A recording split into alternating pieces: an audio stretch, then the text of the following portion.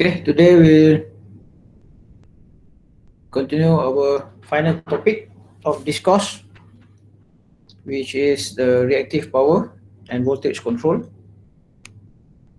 So as introduction, basically I think this one you have encountered the topic, most of them, in EPS as well as in the PSA, I believe.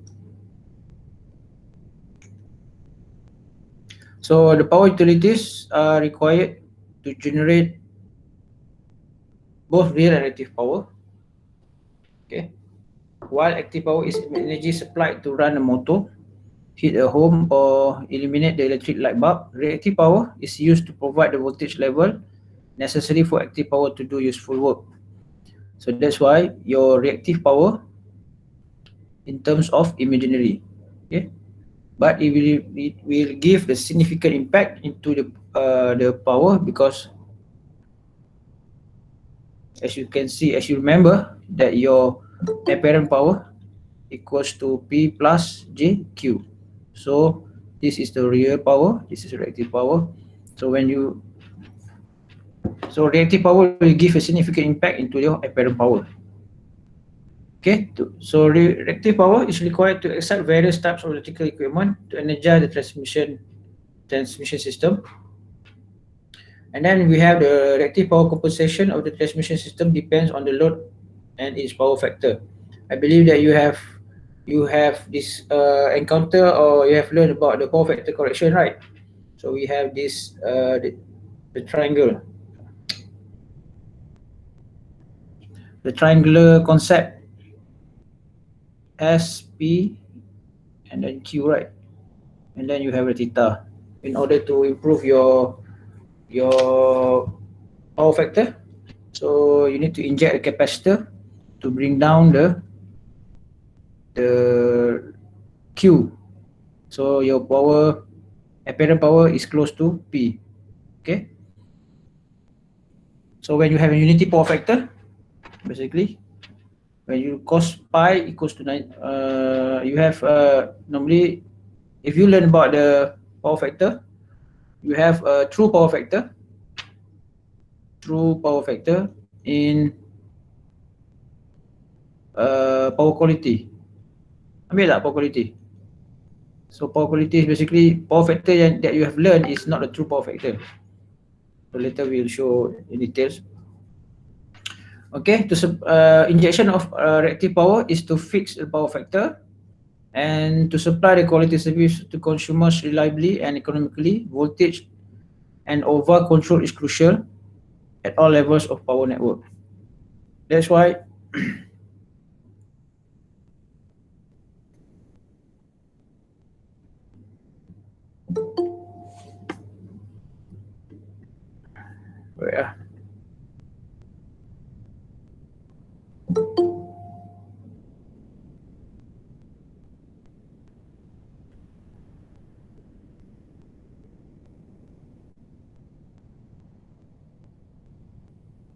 so to maintain nominal voltage at the receiving end of the system, there is a need to avoid over voltage. So basically, if you learn about the power system analysis, when we want to simplify the Newton-Raphson method, become the fast decoupled, so a lot of things that we have ignore, right? So and then as you can see that we normally the reactive power will interrelated with the voltage. That's why when we say about the reactive power control, so normally we control the voltage. As what we say is it is similar when we say the reactive power control is similar with the voltage control. Okay, so to maintain the nominal voltage at receiving end, there is a need to avoid these two things. Number one is over voltage, meaning that your reactive absorption is more than reactive requirement, or low voltage, where your reactive generation is less than the reactive requirement. Okay, so when you injecting the reactive power into the system, it will raise the voltage and absorbing reactive power lower voltage.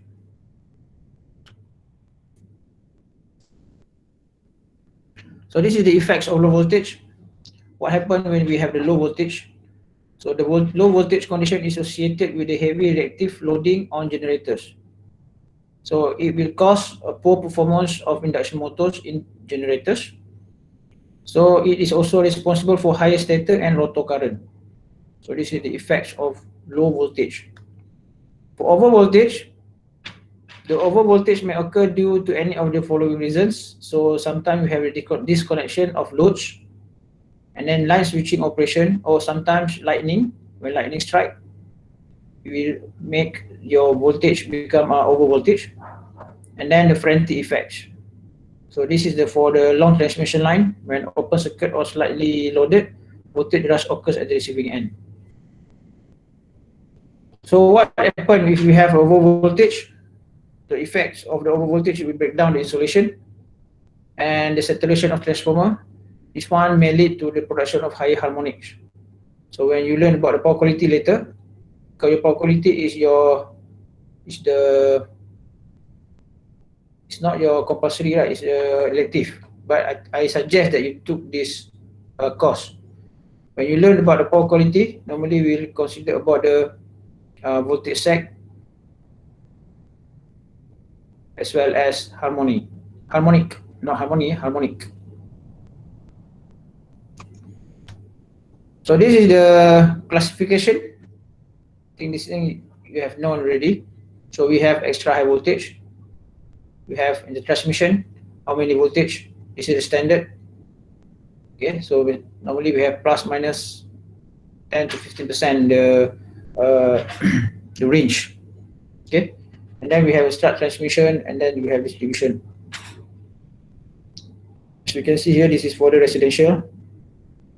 Okay, so this one three phase, this one is sub distribution. Okay, this is the range or this classification of voltage. Okay, so this is an example of a one line diagram.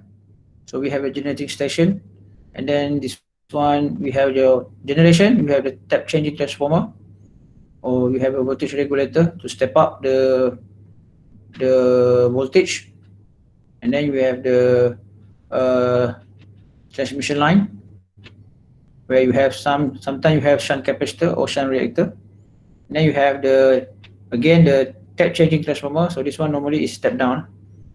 So this one generation you step up, this one for the transmission, and then you step down for the distribution. Okay. So you have this one is distribution, and then you have substation and so on and so forth, and then you have a distribution substation. So this one for the loads, or sometimes you have a distribution transformer. This one you call distribution transformer. You can see at the jalan kampung-kampung yang bulat, distribution transformer. Okay, you can see there. So generation and absorption of reactive power. So basically it's mainly generated, your reactive power is generated by generators. Generators can be made to generate or absorb. That's why when you learn about the load flow, right, bus 1 is your slack bus. So your slack bus normally, so when you do the calculation, normally your P and Q, sometimes you have minus. When you have plus, meaning that is supply, so minus meaning is receiving. So slack bus is to absorb the extra reactive power elements in the transmission system, So that's why sometimes when your slack bus got the negative value, it absorbs the excessive reactive elements in the system. Okay, and then we have transmission lines on light loads, and then we have a condenser, and then we have cable owing to their high capacitance. Okay, so this one reactive power is mainly generated, and for the reactive power is all normally absorbed by the loads, transmission lines when your IX square when fully loaded, as well as the transformer. So let's take a look at this example.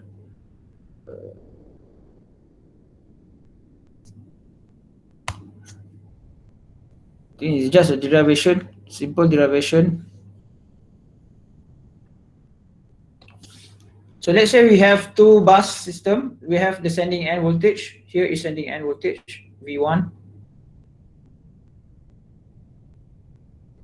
Okay, bus 1. And then we have bus 2. Bus 2 is the receiving end. So it's sending end. This one is receiving end. So we have the transmission line here. Consists of the resistance and inductance, where this is represent your Z equals to RL plus JXL. L represent line, don't confuse, it's not load. So we have the sending end power, P plus JQ, and we have also the receiving end power. So from here, when we do the analysis, we can say that this bus, we can treat them as a node, right? So when we have node,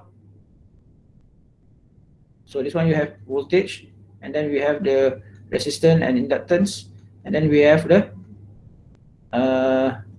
receiving end. So basically you have plus minus V1 plus minus V2. So when the current flow here, you have voltage drop there.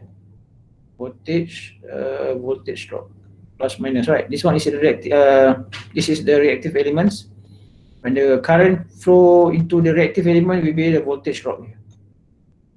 Okay, so you can see here that we can say when we do the Kirchhoff. So you just want remembering back your circuit analysis. So V1 minus VD minus V2 equals to 0, right? So where your VD basically is I times Z. Okay, so you can rearrange this equation. So V2 you bring to here, you get V2 equals to V1 minus IZ. Okay, that's why you get this equation. And we know already that our apparent power S equals to VI conjugate.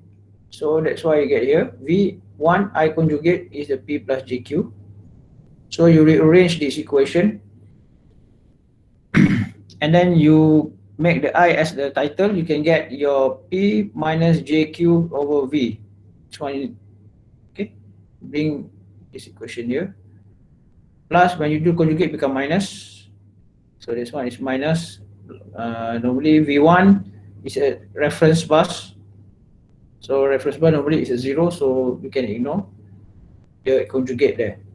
So since V1 is reference phasor, from these two equations, okay, you bring back this into the equation 1. So rearrange the equation, you can get this equation. Okay, V2 equals to V1 minus P minus JQ over V1. This one is equals to I, right? IZ. And we neglect the resistance. Normally for simplicity, the R we assume to be 0 because it's much lesser compared to the X. So you can expand or extend the equations into this equation. So V1 minus JP over V XL minus Q over V XL. Because your R plus JX, you just ignore the R. That's why, and then you do the expansion, you get this equation. Okay. So this one, how you, in terms of phasor representation.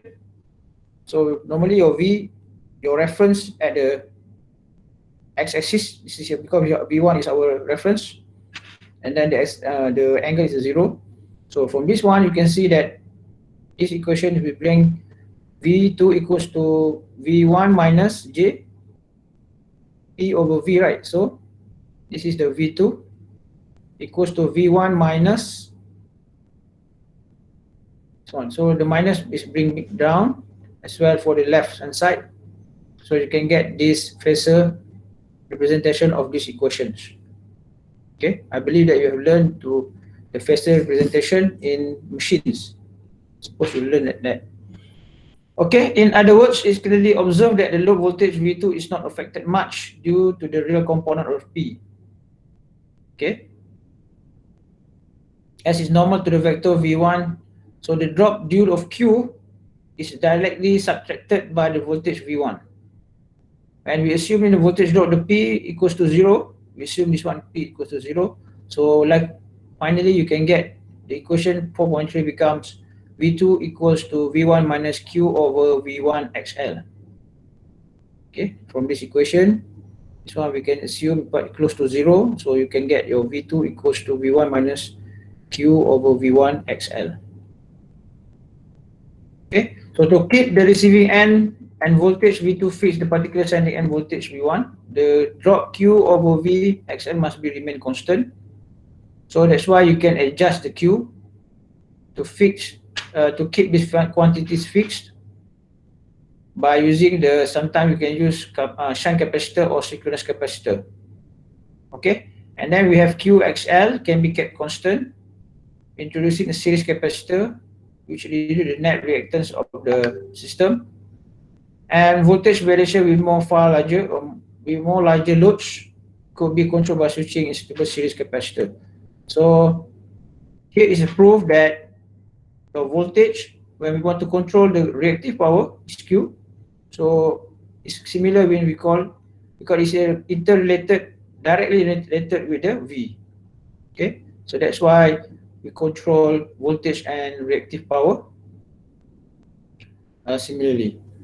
Okay, just want to recap.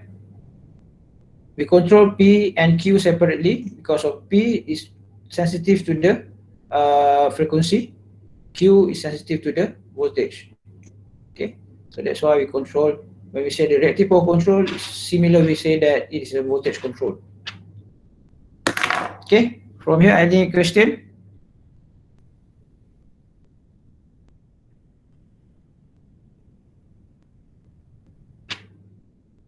Soalan, class? This chapter basically quite require a lot of derivation. So I will derive in class. Normally when the test or final, they will appear again. So basically, it's not that you need to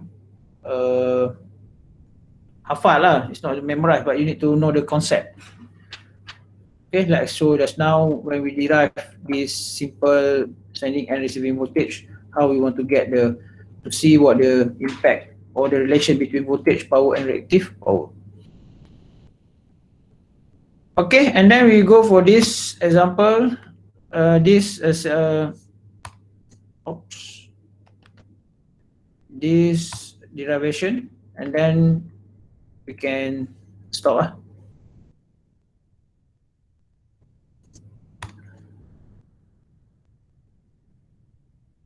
Okay, we have looked at the relation between voltage, power and reactive power. Now we want to look at the power transfer and reactive power. So let's say, again, we have a sending end and receiving end voltage. So we want now to analyze with the power transfer.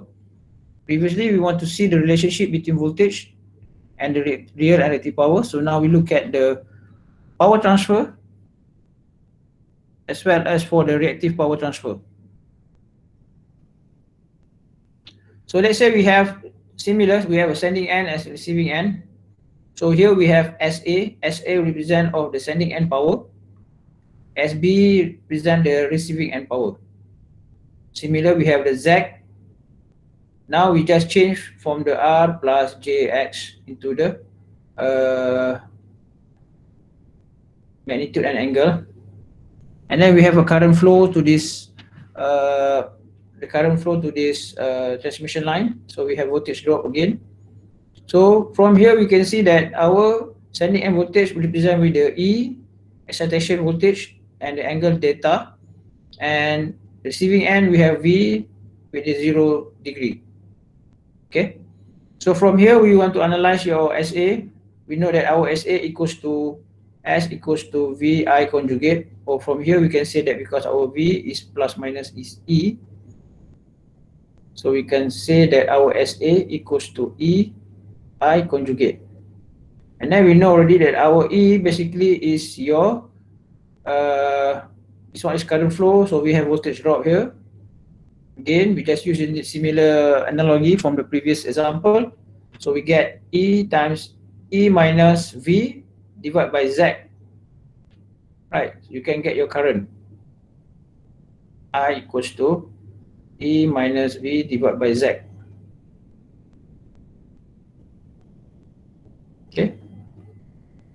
So conjugate, and then you change in terms of the magnitude and angles. So you can get your E in terms of theta, represent this thing. And then here is E, angle is theta minus V, our angle is 0, divided by Z theta, conjugate. So what you need to do is, we bring this thing out because it is just a magnitude. So you get your E angle theta over Z. So this one is, when you do the division, is meaning that it is minus, right? So theta minus theta, okay, minus V minus theta, and then you conjugate this element, so that's why you get the theta minus theta minus, supposed to be minus, but when you do the conjugate, it will become the positive theta. Okay, and then you times these phasor elements into the bracket here. You can get this one is E over Z. So theta is cancelled. So you get a E theta minus V theta plus theta. So one is supposed to be a bracket, don't be confused. And then you do the expansion, you expand the equation, you get the E square over Z theta, and then E V over Z theta plus theta. And then now you need to use Euler. Remember Euler? Ingat kelas Euler? Ingat. Okay, from this equation you can construct into the cos and sine, right? So that's why you get the E square theta is cos theta plus J sin theta minus E V over Z cos theta plus theta, this one, plus J sin theta, this one your angle. And then you can use you need to apply back, remember back what you have done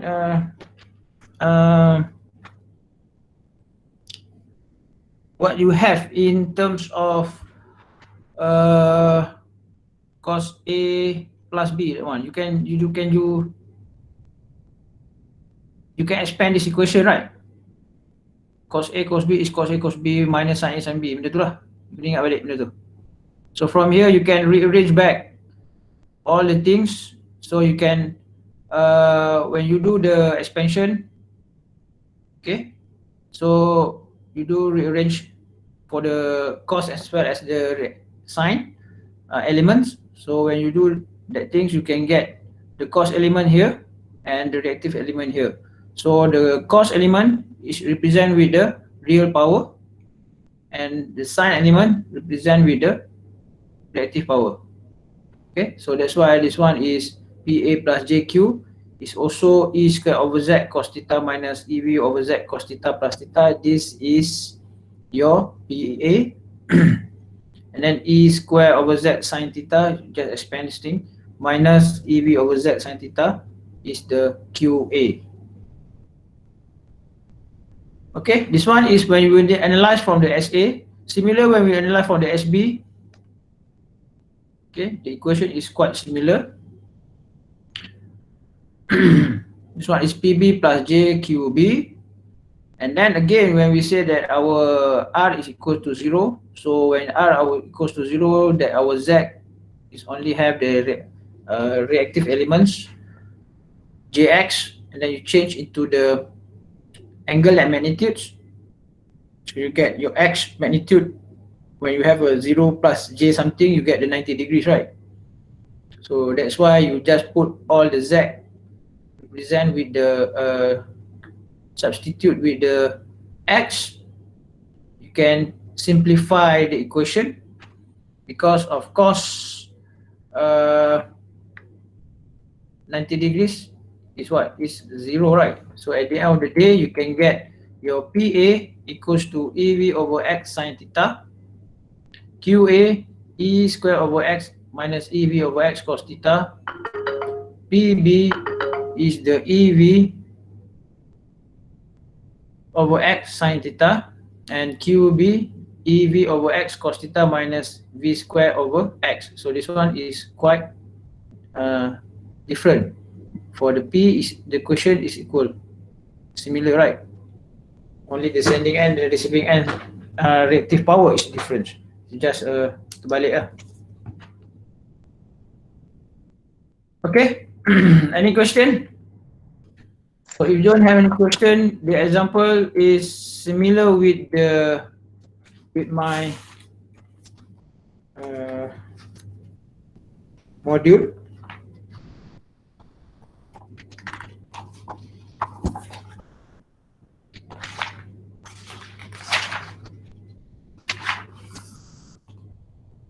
Okay, so let's do the example and then we can stop the class before we move to the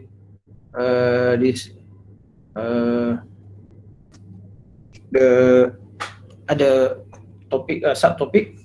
So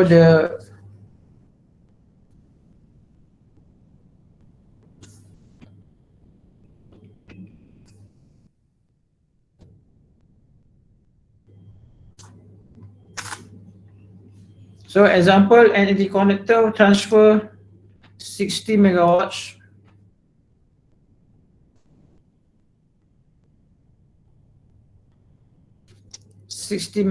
between two 132 kV 3-phase power system having the same frequency. Assume that the interconnector is 100 km long, your L, and that each line conductor has reactance of 1 ohm per kilometer, and we assume the resistance is 0. Determine the kVA supplied by the interconnector. I think the equation is quite similar with my similar with this one. So first, what you need to do is we need to find our E, right? E as well as our V is 132 kV, and then we know our Z equals to X because it's Z. R plus X, R is 0, so we know our J 1 ohms per kilometer, and then the length is 100 kilometer.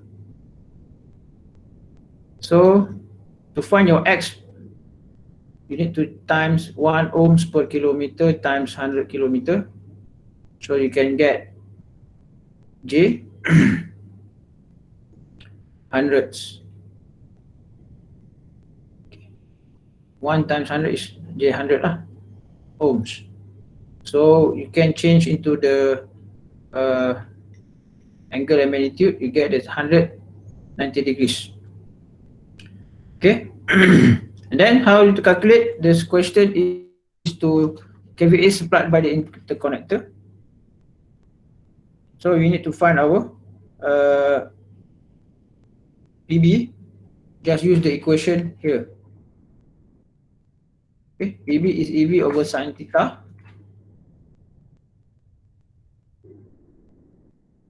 I think you need to use the this one, the original equation. So our PB equals to EV over X or Z cos theta minus theta minus V square over X cos theta. Okay, our PV is receiving end, right? It's given 60 megawatts. Okay, so our PV is 60 megawatts. So you just change the value. So 60 megawatt equals to E is 132 kV, V also 132 kV, divide by X. Your X is 100. Okay, cos theta minus eta. Your theta is 90 degrees. You want to find your eta. Minus 132 kV square over 100 cos 90 degrees, right? Cos 90 degrees, I think should be 0, right? Can cos 90 is 0, right? 0.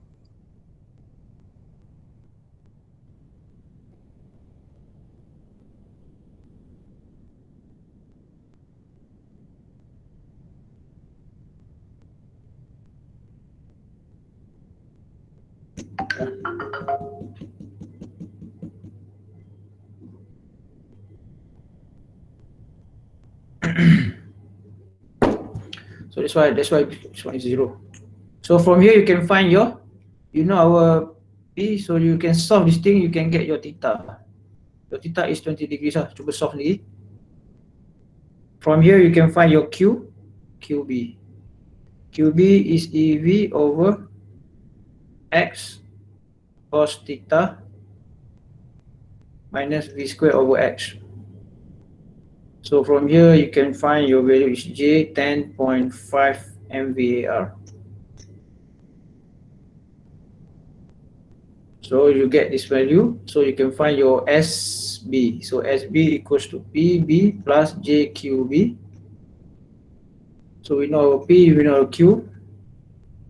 So change into the, you get 60 minus J 10.5 ke 1.5 MVA ni. Saya nyontam silap. Cuba verify saya punya ni 10 ke.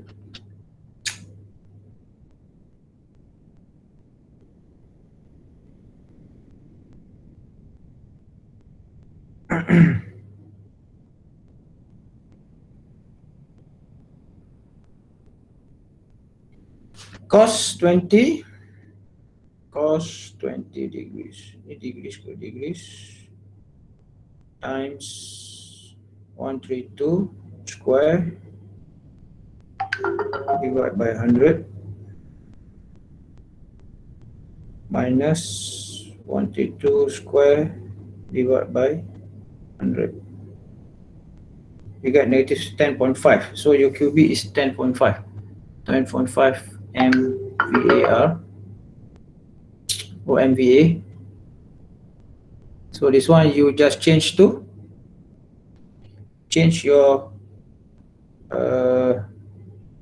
to get the angle, magnitude and angle, right? So 60 minus 10.5.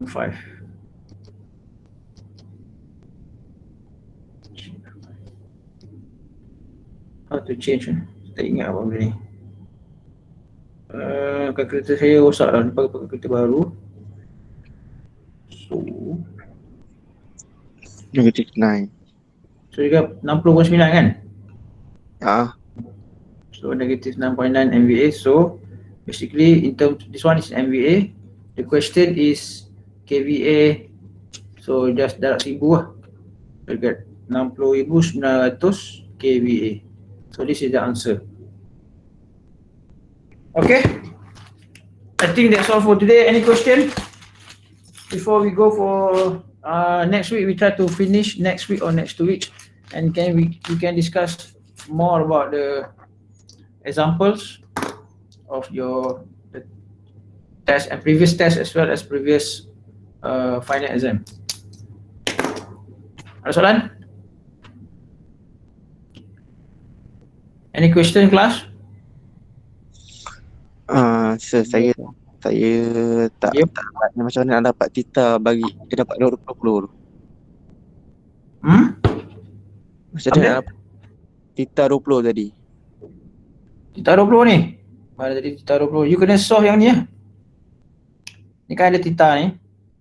Cos 90 degree ni minus theta ni. You kena kembangkan lah. Cos A minus cos A cos B tu kan. Dalam buku dia tunjuk. Buku tak tunjuk sebab saya assume you boleh solve lah.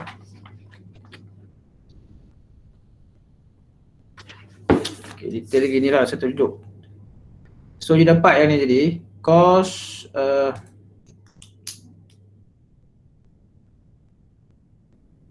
$60 equals to, this one berapa you dapat?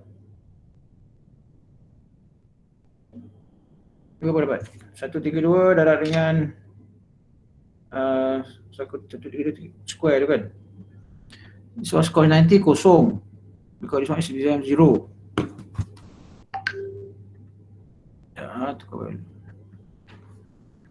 This one is 0. Yang tinggal hanya this value, right? So 132 square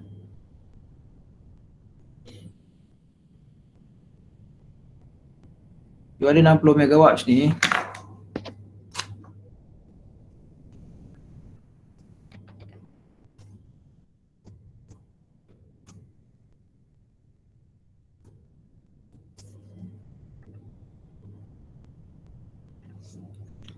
So you ada 60 megawatts, 60 megawatts equals to 132 kV square divided by 100 cos 90 degrees minus theta, right?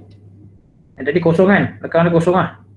So ini you cos 90 minus theta, ni kembangkan lah. Ni bawa ke sini darab. So 60 megawatts times 100 divided by 132 kV square. So you dapat apa? 60 megawatts darab 100 bahagi 132 kV square. So you dapat 0.3443 3 kan? Ni cos 90 minus theta. So you nak settlekan ni, you kena anti-cos this one, right? So you dapat 60 minus theta. Ni kena anti-cos. Oh ya. Kan? This one you anti-cos kan? Mana shift cos tu lah. Cos inverse tu. Shift cos. Answer 70. berapa dapat? 70 kan? So theta buat ke sini, you akan dapat theta sama dengan 90 tolak 70. Dapat 20 degree. Okay? Okay. Soalan lain? Ada soalan lain? Kalau tak ada, kita stop kat sini. See you next week. So, apa lagi? Kita punya schedule, tengok jap. Sepatutnya kenapa? Let's see. Schedule.